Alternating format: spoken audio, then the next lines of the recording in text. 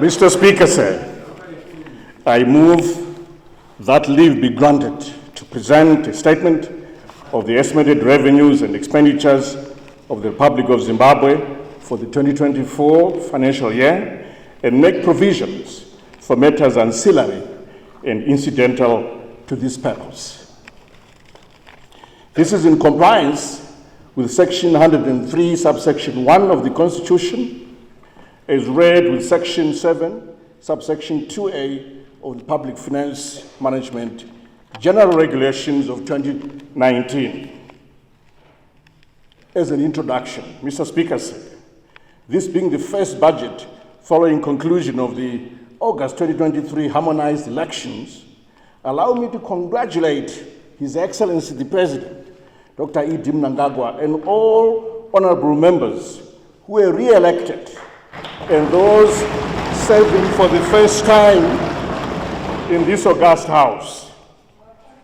I look forward to working closely with all of you as we implement the National Development Strategy 1, NDS 1, which seeks to achieve the country's vision of becoming an upper middle income society by year 2030.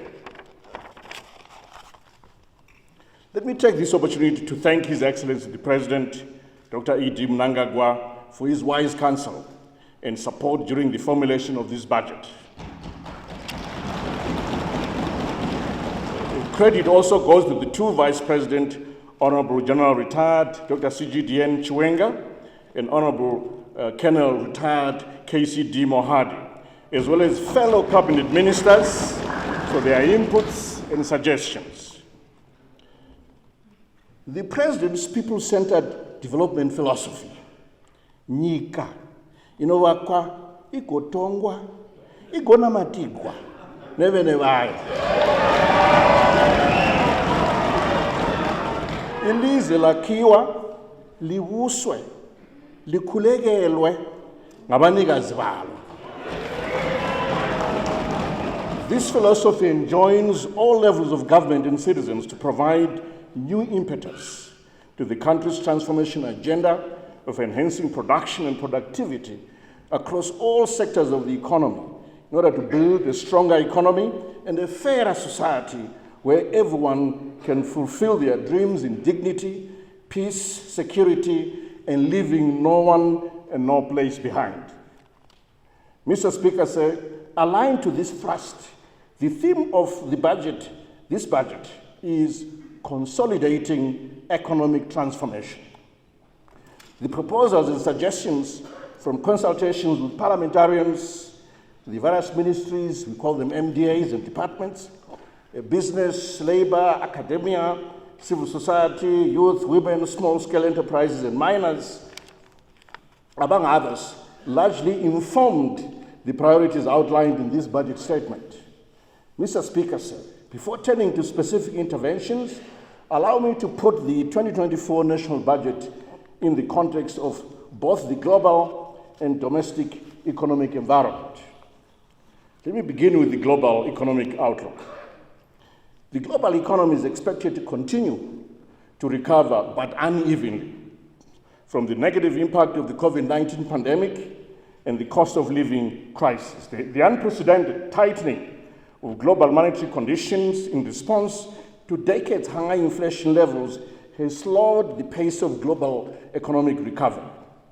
Consequently, the International Monetary Fund and through its World Economic Outlook, they focus in October 2023 that global growth will slow down from 3.5% in 2022 to 3% this year, 2023, and then down to 2.9% in 2024.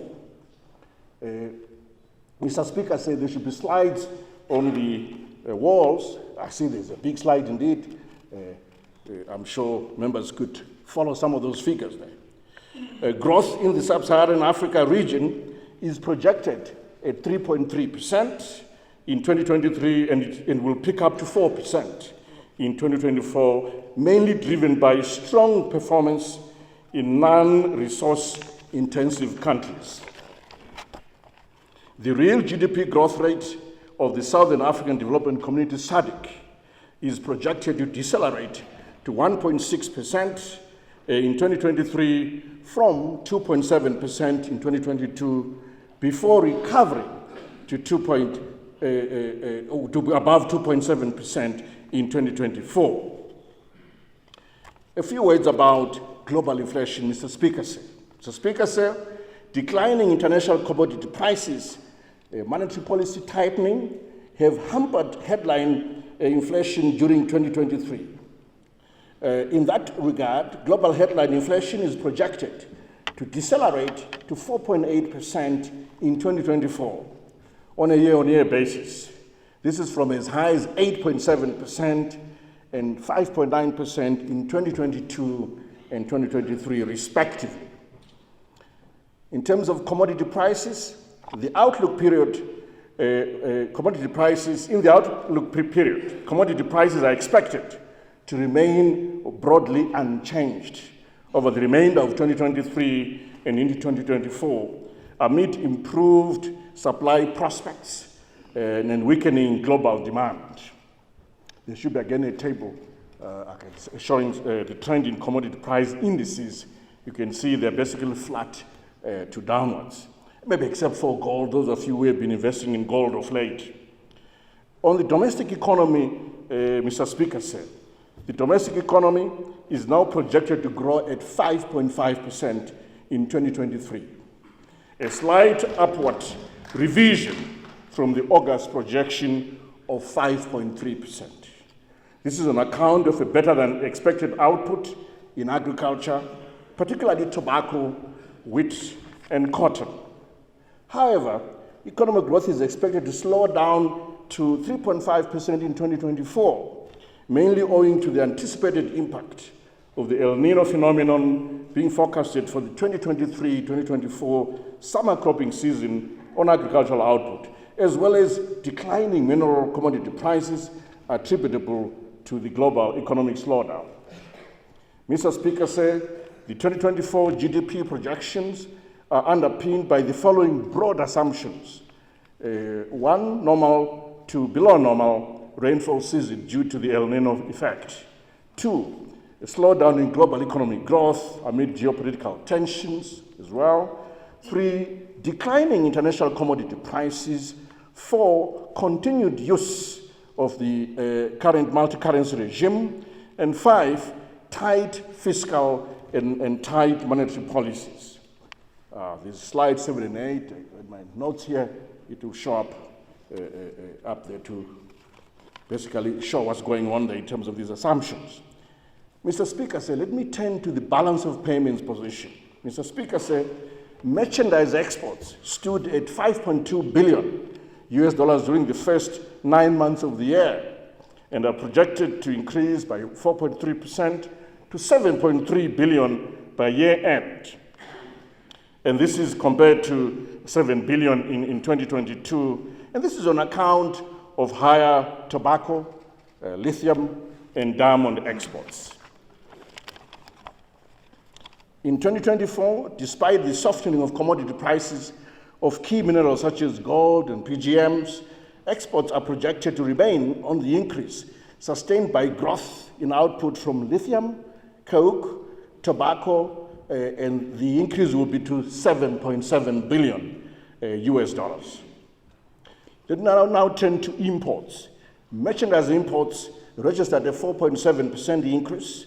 This is from $6 billion in the first 9 months of 2022 to $6.3 billion in same period in 2023. This was driven by growth in fuel, machinery, and electricity imports.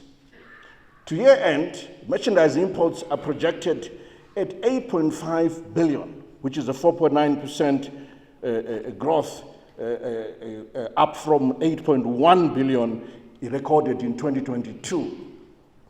Imports are projected to further increase to $9 billion US dollars in 2024 on account of higher imports of grain, of energy, raw materials, and machinery imports.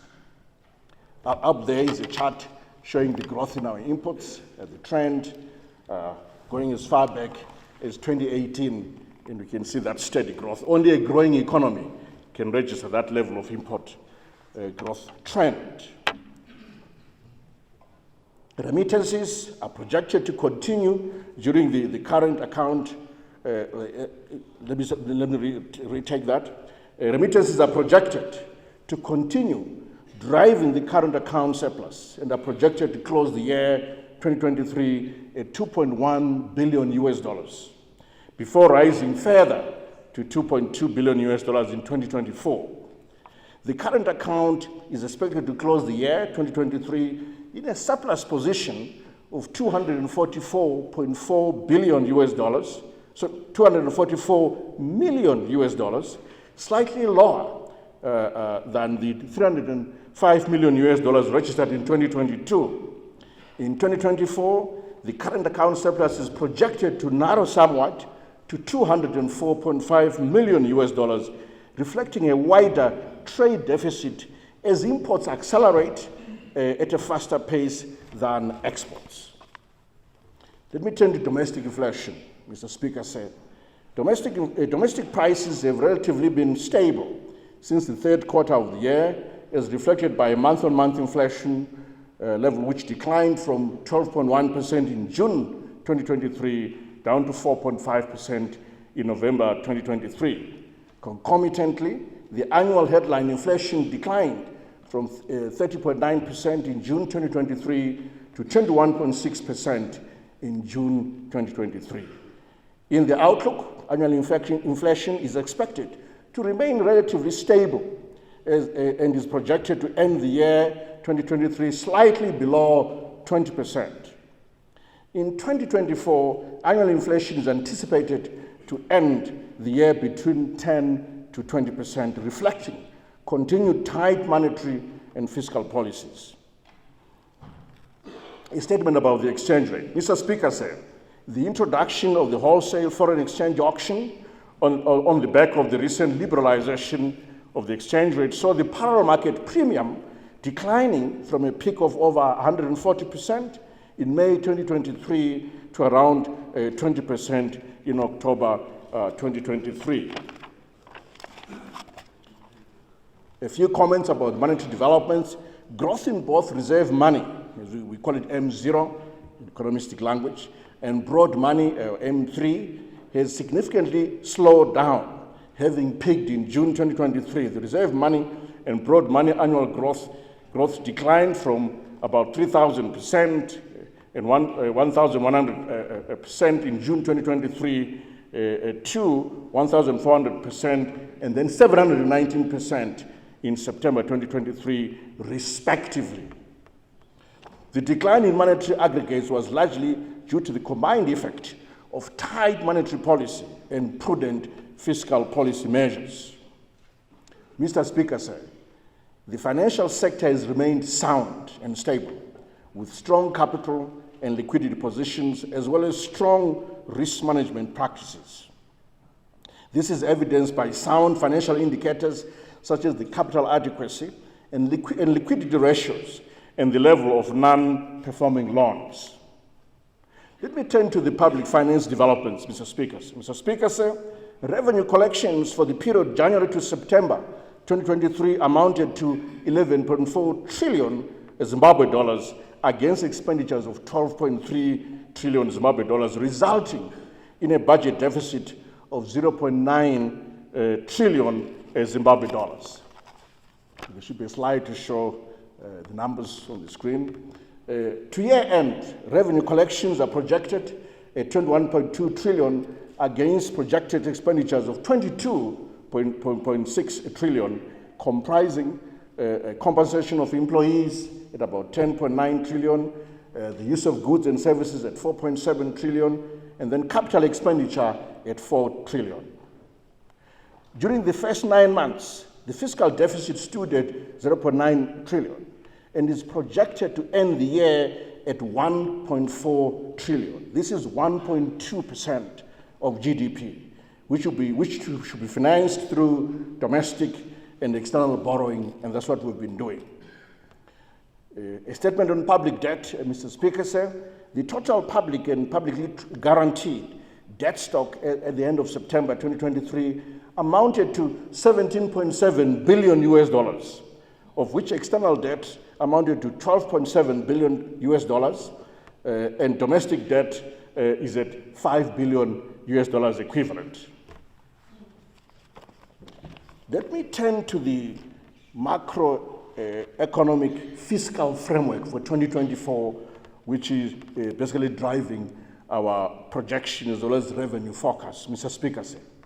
Mr. Speaker, in line with the projected economic growth of 3.5%, total revenue collections in 2024 are estimated at 53.9 trillion Zimbabwe dollars, which is 18.3% of GDP. And this is an increase from the current ratio of about 17.8% of GDP.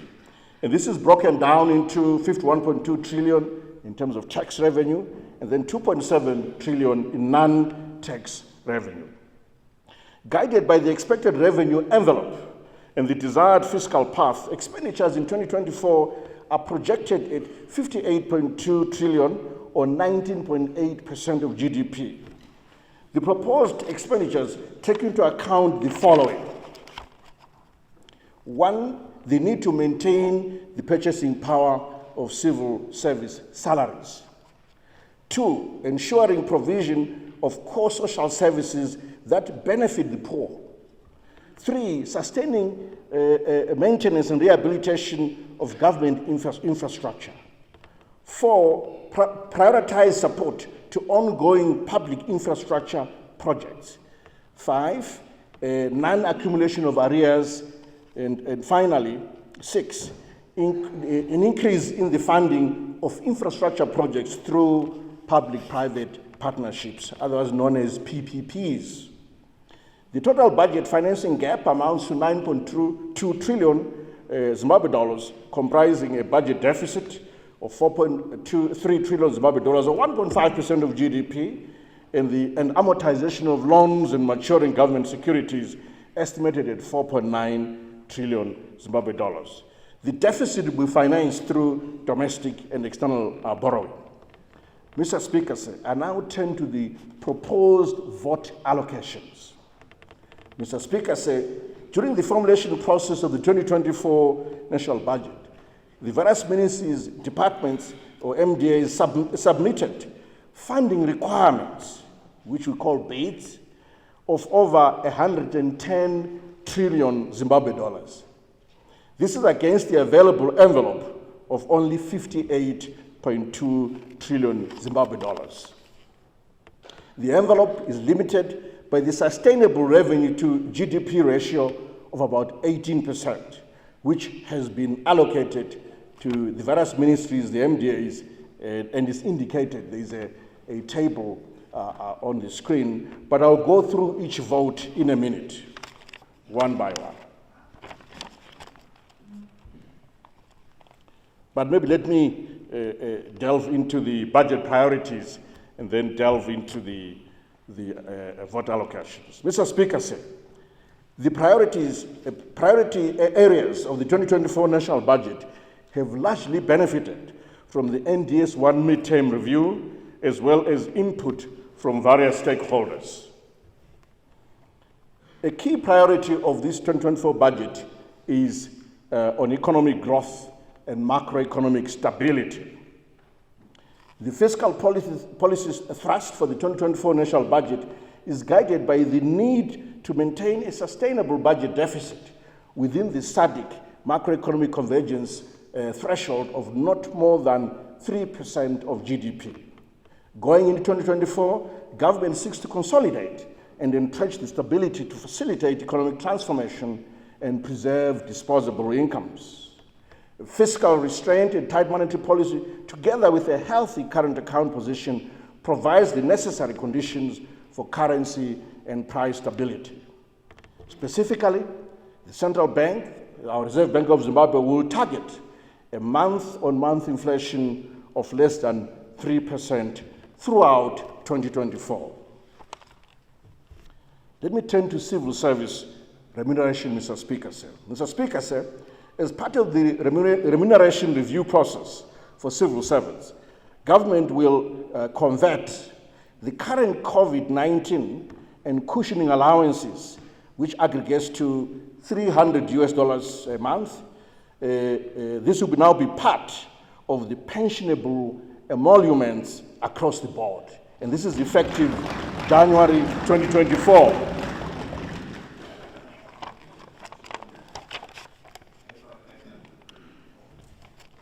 Let me transition to the productive sectors and the ministries that support those sectors, Mr. Speaker. Mr. Speaker, starting with agriculture, the country has achieved national food security through its agriculture support model. Going forward into 2024, the thrust is on consolidating the gains achieved so far. In this regard, 4.3 trillion Zimbabwe dollars is being allocated to the Ministry of Lands, Agriculture, Fisheries, Water and Rural Development to spearhead the implementation of agriculture and food systems transformation strategy. A footnote, Mr. Speaker, we are chasing the target of the Maputo target, which says that the budget for the agricultural sector should not be less than 10% of the total budget. And we have tried to really get there at 4.3 trillion Zimbabwe dollars allocation to the ministry. A few words about the manufacturing sector. Mr. Speaker, in 2024, the sector is projected to grow by 1.6%, whilst capacity utilization is expected to average 60% on account of expected price and exchange rate stability, improvement in electricity supply, as well as increased usage of the local currency. There's a chart on the screen showing the capacity utilization currently at about 60% for the sector. To sustain the gains recorded so far in the manufacturing sector, an amount of 130.5 billion Zimbabwe dollars is being allocated to the Ministry of Industry and Commerce to support development and implementation of industrial policy and the retooling of the industry. Let me turn to the mining sector. Mr. Speaker, government will continue to support the mining sector to ensure sustainable growth of the sector, projected at 7.6% in 2024, driven by ongoing investment in the PGM's group of metals, in gold, in coal, in lithium, among others. There's a chart showing the growth in that sector on the wall. In this regard, an amount of 132.7 billion Zimbabwe dollars is being proposed as an allocation to the Ministry of Mines and Mining Development to implement the legislative and administrative reforms that provides a conducive environment for mining and beneficiation. Let me turn to tourism. Mr. Speaker, the tourism industry is expected to continue on a growth path driven by domestic, regional, and international tourist arrivals. To support the operations of the Ministry of Tourism and Hospitality, an amount of 71.1 billion Zimbabwe dollars has been allocated to spearhead tourism development in the country, as well as marketing the country as a destination of choice. I now turn to climate issues. The government recognizes the importance of conserving our environment through combating the unsustainable exploitation of our natural resources, addressing climate change impacts, as well as wildlife conservation. Hence, an amount of 135.5 billion Zimbabwe dollars is being proposed as an allocation to the Ministry of Environment, Climate and Wildlife. Let me turn to the cluster of infrastructure, ICT, and the digital economy. Mr. Speaker, one of our own in our profession, Larry Summers, who is a well-known economist, once said that expenditure on infrastructure is an investment in the long-term productivity and competitiveness of an economy. Therefore, outlays towards the sector seek to re-establish functional infrastructure services by improving the quantity, quality, and access in order to improve the country's investment climate, reduce the cost of doing business, as well as enable citizens to engage in socio-economic activities. The government will expand and modernize funding models that broaden the investor base in flexible and innovative ways, such as asset recycling and the use of public-private partnerships, PPPs. Overall support for infrastructure, including devolution during 2024, amounts to 10 trillion Zimbabwe dollars, comprising fiscal support of 8.1 trillion Zimbabwe dollars, complemented by statutory and other resources of 1.4 trillion, development partner support at 189.9 billion, as well as loans amounting to about 322.2 billion Zimbabwe dollars. A comment on transport, Mr. Speaker. Mr. Speaker, improvements in our transport systems remain critical given the need to enhance connectivity and access, including the promotion of regional and international trade. In this regard, 1.2 trillion Zimbabwe dollars has been allocated to the Ministry of Transport and Infrastructure Development to facilitate the rehabilitation and construction of transport infrastructure, such as roads, ports of entry, airports, as well as to facilitate the turnaround of the National Railways of Zimbabwe, NRZ.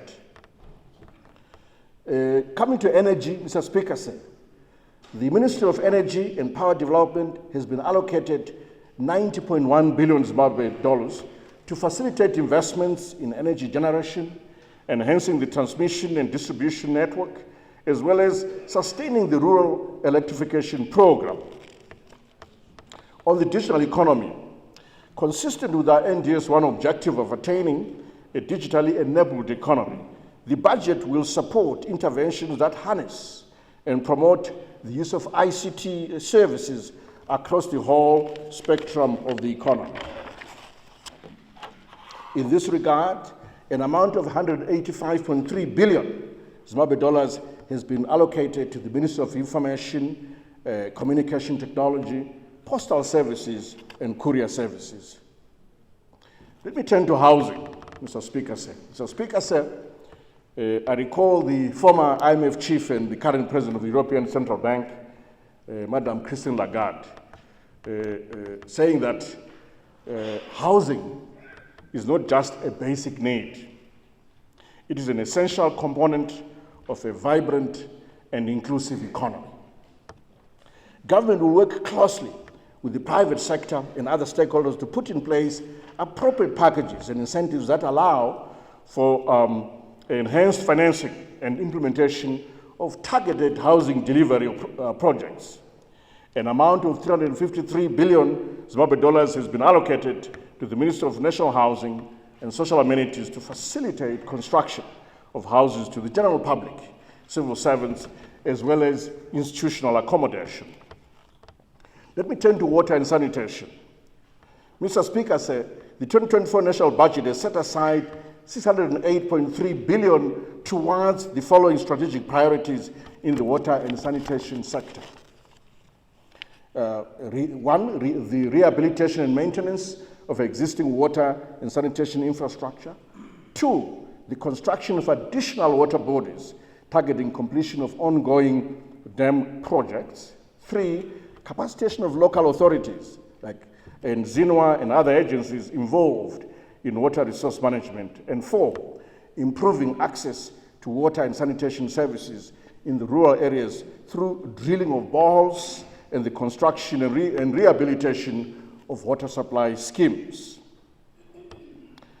Turning to youth, sports, arts and culture, Mr. Speaker, an amount of 210.2 billion Zimbabwe dollars has been set aside for the Ministry of Youth Empowerment, Development and Vocational Training to support youth development and empowerment programs, refurbishment and retooling of vocational training centers, as well as combating of drug and substance abuse. In addition, the Ministry of Sport, Recreation, Arts and Culture has been allocated 136.2 billion Zimbabwe dollars to spearhead the development of the sports, recreation and cultural activities, including rehabilitation of major stadiums.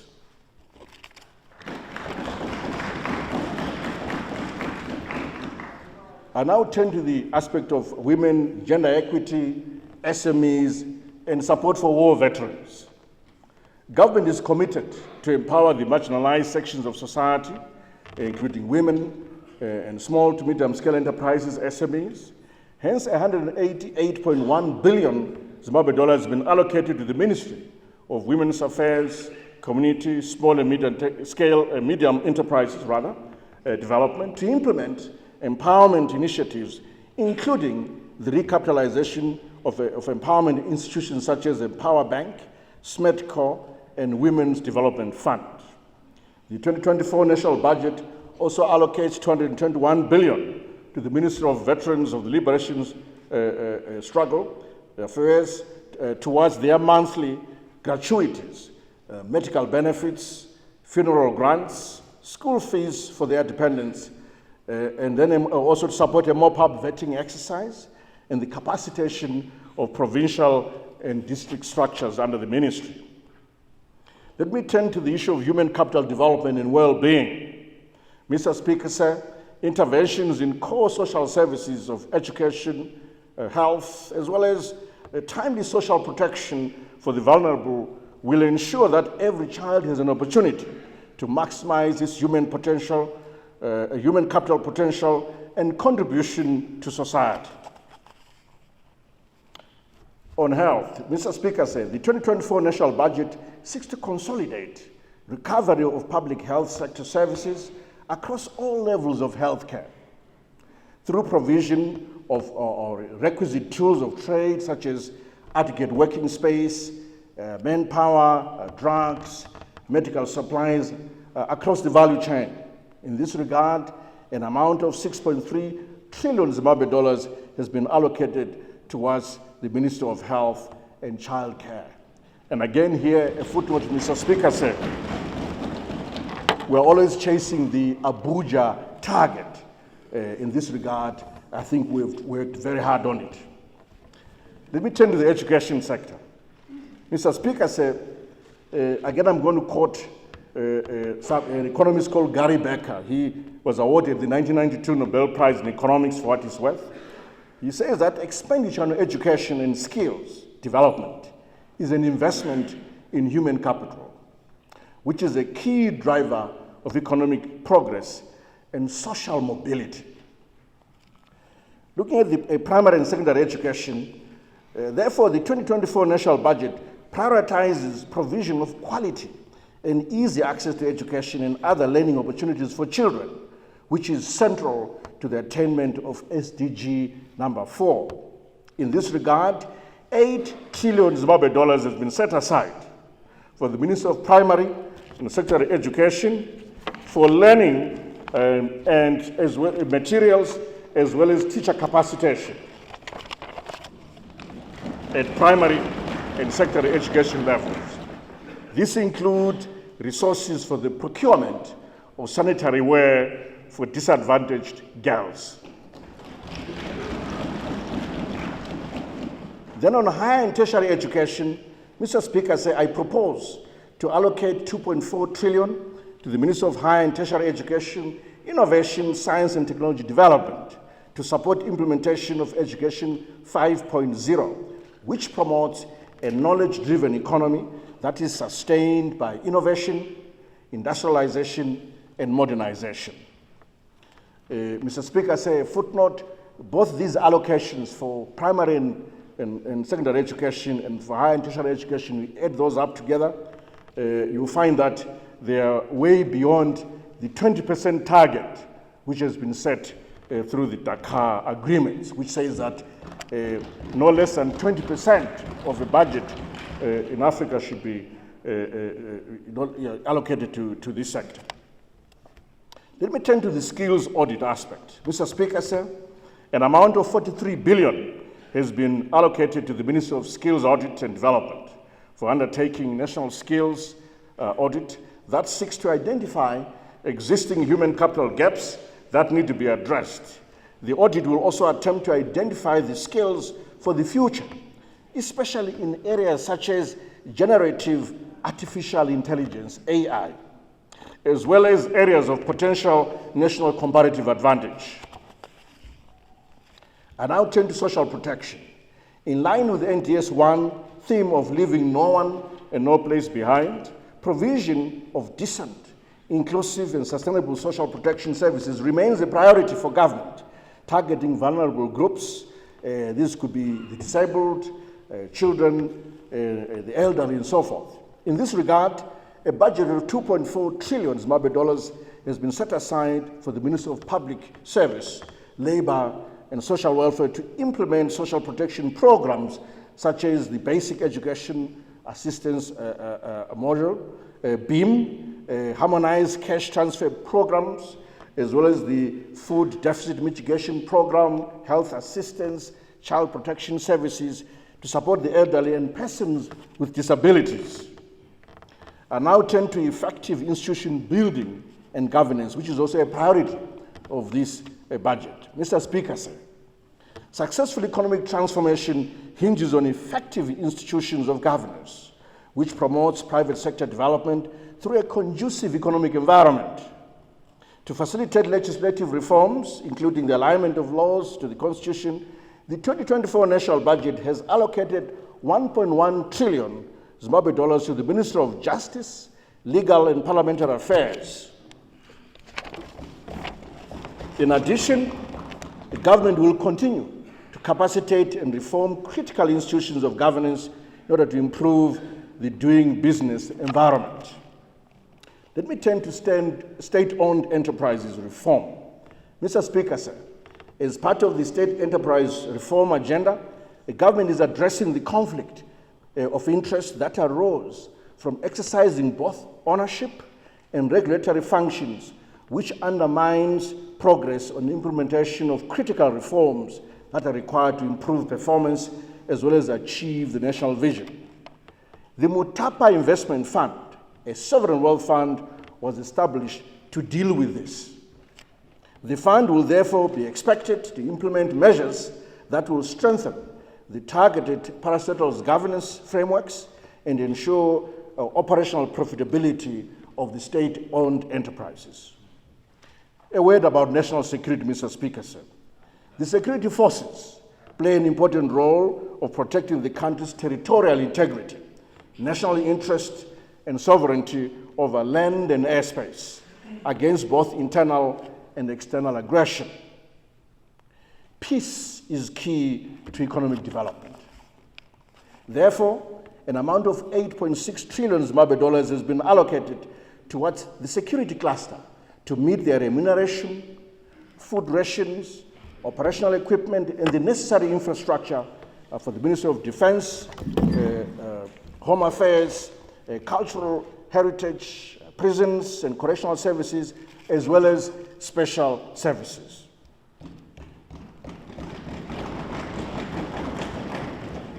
Mr. Speaker, I now turn to the Tripartite Negotiating Forum. The Tripartite Negotiating Forum, TNF, is a statutory body established through the Tripartite Negotiating Forum Act of 2019. In this regard, resources have been set aside to meet employment, operations, and capital costs for an effective TNF secretariat. I now turn to oversight institutions. And the August House now should pay attention. Zimbabwe, as a constitutional democracy, values the importance of oversight institutions on the operations of the state and welfare of the general public. Turning to the Auditor General, to support the Office of the Auditor General's operational requirements, $117 billion has been provided for under this budget to cover employment costs, training and development of staff, digitization, as well as rehabilitation and upgrading of their office space. Now, turning to Parliament. Parliament plays an important role of legislation and oversight over the executive. Therefore, to support the functions of Parliament, $475.1 billion Zimbabwe dollars has been provided under the 2024 national budget for the day-to-day operations, for vehicles, for Constitutional Development Fund, CDF, and other related equipment for both Parliament staff and honorable members of Parliament. Turning to the Public Service Commission. The Public Service Commission is central to the effective and efficient delivery of public services through recruitment and development of civil service personnel. To support the Commission to deliver on its mandate of providing, I'll retake that. To support the Commission to deliver on its mandate of providing a motivated and capable public service able to deliver quality public services, the budget has set aside 1.4 trillion Zimbabwe dollars to support interventions by the institution targeting ICT infrastructure, particularly the Human Resource Information Management System, pension system, payroll system, procurement of buses for the service, and other major infrastructure projects. I now turn to other independent commissions which also have been allocated budgets. Judicial Services Commission, JSC, allocated 274 billion Zimbabwe dollars. Human Rights Commission, $42.1 billion. National Peace and Reconciliation Commission, 56 billion. National Prosecuting Authority, 98.3 billion. Zimbabwe Anti-Corruption Commission, 59.6 billion. Zimbabwe Electoral Commission, 116.6 billion. Zimbabwe Gender Commission, 53 billion. Zimbabwe Gender Commission, 48.5 billion, correction.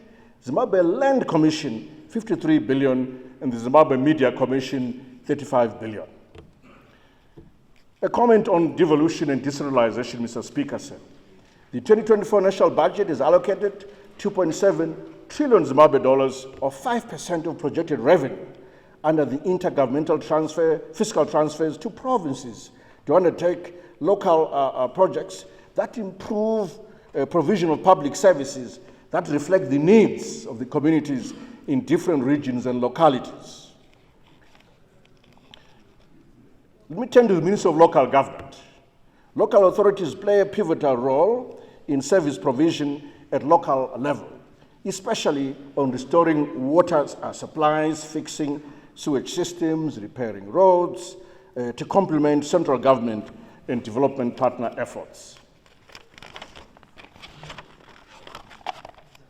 An amount of 1.2 trillion Zimbabwe dollars has been set aside for the Ministry of Local Government and Public Works to spearhead development within communities.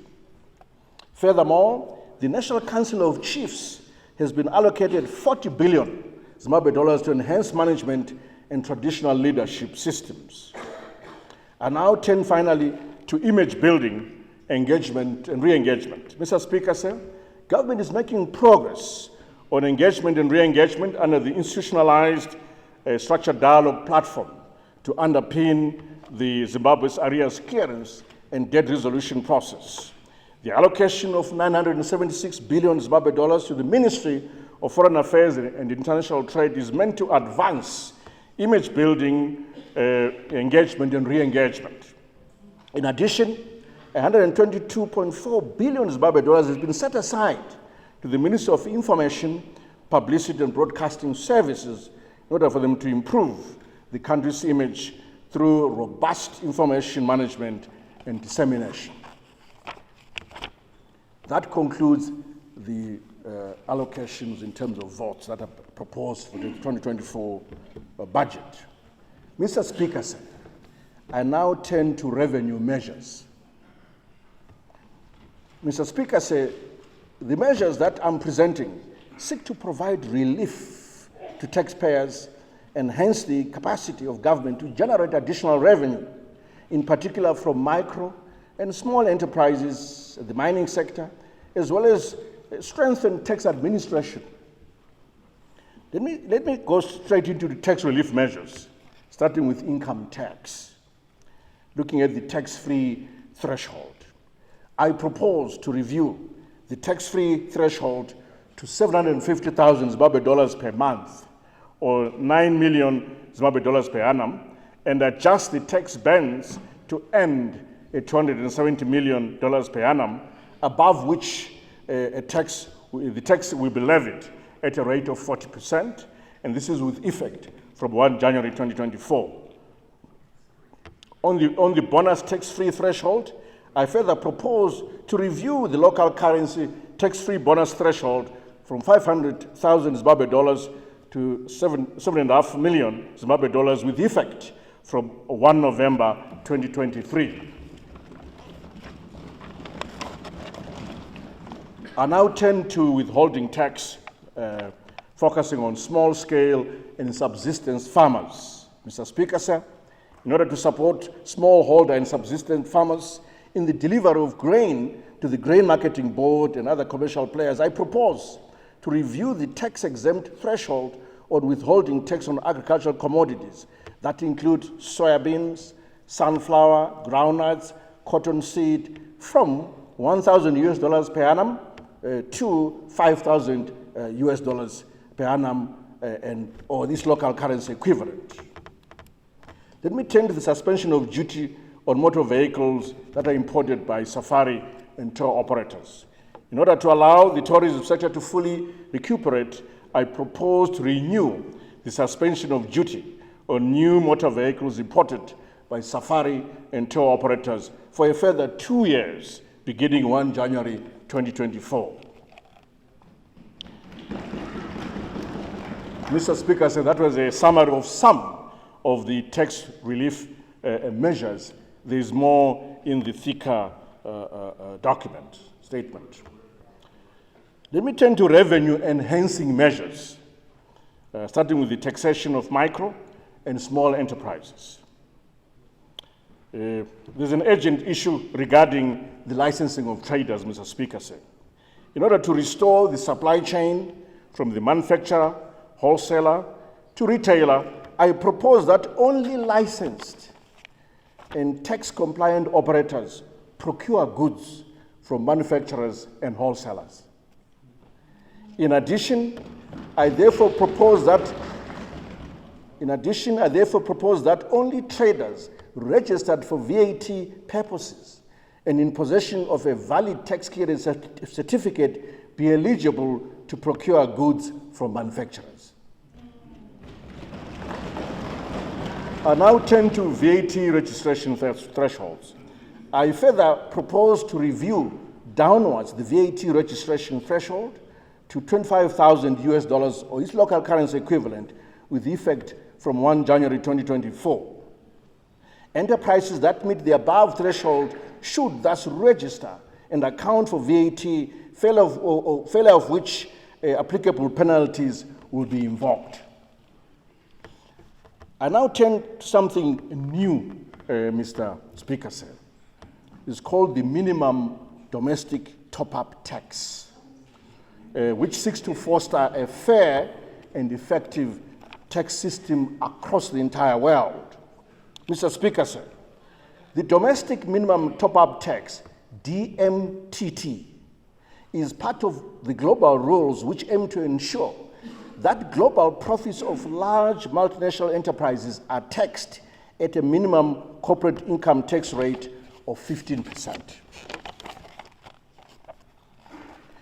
Granting of generous tax incentives results in an effective tax rate of less than 15% for some of the multinationals.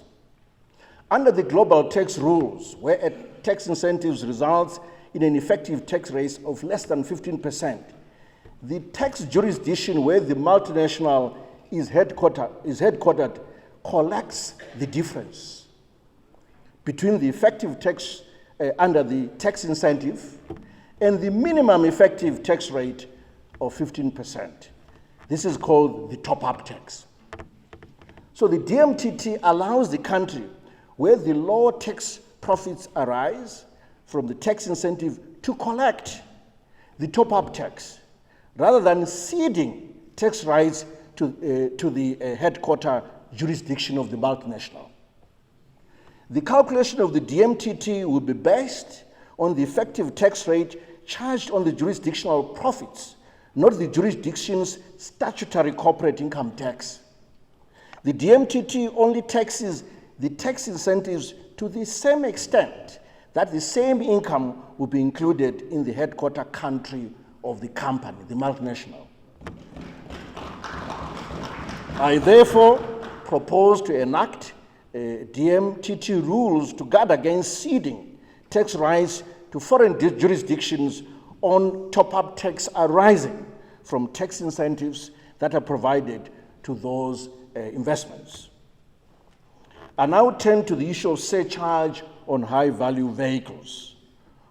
Mr. Speaker, and honorable members, will be aware that government in 2023 introduced a 30% surcharge on motor vehicles with a minimum free on board value of $120,000. This was aimed at enhancing the wealth redistributive function of taxes. There is thus scope to strengthen the concept in view of the volumes of high-value motor vehicles being imported. I therefore propose to expand the scope of the surcharge with effect from 1 January 2024. I think you will have on the screens in a minute, I hope they'll show it, that for vehicles with a value of between 120,000 to 300,000, the surcharge is 30%, from 301,000 to 700,000 is 40%, and above 700,000, the surcharge is set at 50%. I now turn to mining tax revenue contribution. Let me deal with the capital gains tax and stamp duty first. Mr. Speaker, sir, I propose that all documents and agreements for the transfer or disposal or lease of mineral rights be lodged with the state for review and approval before a transaction is concluded. Often transactions, Mr. Speaker, takes place offshore without our knowledge as a country for millions of dollars, and we're not involved. I therefore, in addition, I propose that no transfer of mining rights shall be approved without payment of capital gains tax and stamp duty or any other tax due on the value of the transaction. Failure to abide by this condition shall render the disposal or lease of mining rights null and void. Let me come to the issue of sharing of revenue with the state on disposal of mineral rights. In view of the recent developments where mining rights are disposed of privately outside the country at sometimes astronomical prices, I propose that revenue derived therefrom be shared equally with the state. Furthermore, in order to enable government to track the movement of mining rights for tax purposes, I propose that a register of mining rights with a record of applications, grants, variations, dealings, assignments, transfers, suspensions, and cancellations of rights be maintained and accessible to the Zimbabwe Revenue Authority. I also propose that agreements for the transfer or disposal or lease of mining rights be lodged with the state and reviewed and approved before they are implemented. I now turn to mineral beneficiation, looking at lithium. Substantial mineral revenues can be generated from beneficiation of key minerals with a significant resource endowment of platinum, group of metals, the PGMs, gold, lithium, and diamonds. Economic transformation and development can be anchored on beneficiation. Within this context, any lithium value addition process that does not result in the production of lithium carbonate is not regarded as beneficiation, hence is liable to an export tax. Lithium producing companies should submit their beneficiation plans no later than 31 March 2024. Furthermore, no licenses shall be granted to a prospective lithium company without approval of a beneficiation plan. Let me turn to a related issue of corporate social responsibility. As a token of remembrance of the mountains, Mr. Speaker said, that nature offered, local communities should be provided with basic services that include water, healthcare, electricity and sanitation, among others. Development of mines thus present an opportunity to improve conditions within these communities. Hence, I propose to introduce a 1% levy on gross proceeds of lithium, black granite, and other cut and uncut dimensional stones and quarry stones. These resources will go towards supporting such corporate social responsibility. Mr. Speaker, sir, I now turn to the issue of financing road infrastructure. Mr. Speaker, sir, in order to raise resources to finance road infrastructure, I propose to introduce the following measures. Let me start with the Strategic Reserve Levy. I propose to review upwards the Strategic Reserve Levy by 3 cents and 5 cents for diesel and petrol, respectively, with effect from January 1, 2024. On toll fees, Mr. Speaker said, toll fees are currently pegged between $2 to $10 or local currency equivalent, depending on the type of vehicle. I therefore propose an upward review of toll fees on premium roads, that is Harare Bay Bridge, Plumtree Mutare, and other roads, with the effect from 1 January 2024. Revenue derived from the increased fees will be remitted to the Consolidated Revenue Fund for the purpose of maintaining these roads. On passport and central vehicle registry fees, I further propose, Mr. Speaker, say that passport and selected fees charged by central vehicle registry be revised upwards with the effect from 1 January 2024. Additional revenue generated from the above measures will be ring-fenced, as I said earlier, towards road infrastructure development. Mr. Speaker, sir, I now turn to an issue of a levy. This is a cancer equipment issue. It's a very important issue, Mr. Speaker, sir. A levy on sugar content on beverages. In response to the growing concerns on the adverse effects of consumption of sugar, in particular contained in beverages, tax on beverages has been implemented in a number of countries, including the SADC region. The consumption of high sugar content beverages is linked to increased risk of non-communicable diseases, NCDs. It is thus necessary to discourage consumption of high sugar content beverages. Hence, I propose to introduce a levy of 2 cents per gram of sugar contained in beverages, excluding water, with effect from 1 January 2024. The funds derived from this levy, Mr. Speaker, say, will be ring-fenced for therapy and procurement of cancer equipment for diagnosis. Mr. Speaker, sir, I now turn to yet another important matter, that of a wealth tax. Mr. Speaker, sir, the key fundamental of tax policy is to address regressivity of tax that occurs when individuals in a low-income category pay a higher percentage of their income as compared to individuals in higher income brackets. Consequently, the tax incidences fall disproportionately on the low-income groups, resulting in inequality. In order to ensure that every person contributes to the fiscus in line with their levels of income, I propose to introduce a wealth tax levied at a rate of 1% of the market values of residential properties with a minimum value of $100,000. Resources derived from the levy will be ring-fenced towards urban infrastructure development, in particular roads, water, sewage, and community health centers. Principal private residential properties owned by elderly persons above 70 years will, however, be exempt from this tax. I now turn to excise duty. proposal for the introduction of a digital platform to monitor goods for purposes of collecting excise duty.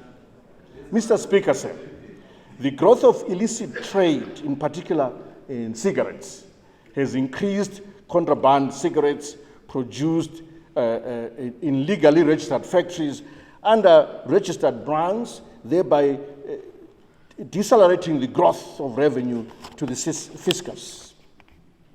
A digital platform that provides real-time, traceable, and authentic data on locally produced excisable products would thus be beneficial to the fiscus. Government will thus explore implementation of a digital platform on locally produced goods, particularly cigarettes. In conclusion, Mr. Speaker, the challenge before us is to consolidate economic transformation already underway to ensure that benefits accrue to every Zimbabwean in line with the spirit of leaving no one and no place behind.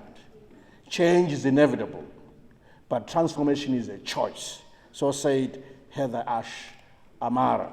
Therefore, while we celebrate the successes recorded so far, there's still a lot of work ahead of us to consciously implement transformational economic policies which have a positive impact on the majority of citizens, especially the poor and the marginalized societies.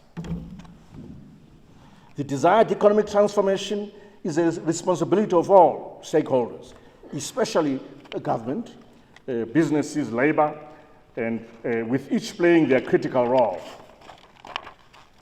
On its part, the government is prepared to fully play its role of providing an enabling environment through ease of doing business reforms, investment in public infrastructure, and provision of effective public institutions. Mr. Speaker, sir, I finally commend the 2024 national budget to this august House in compliance with the law, and it is accompanied by the following documents. Yes, there's the 2024 national budget statement, there's the 2024 infrastructure investment plan, there's the 2024 citizens budget, you have the estimates of expenditure, otherwise known as the Blue Book. We have the gender responsive budget statement, the finance bill, the appropriation bill, the statement of public debt, and the NDS1 midterm review. I thank you, Dinotenda, Nyabonga, Twalumbwa.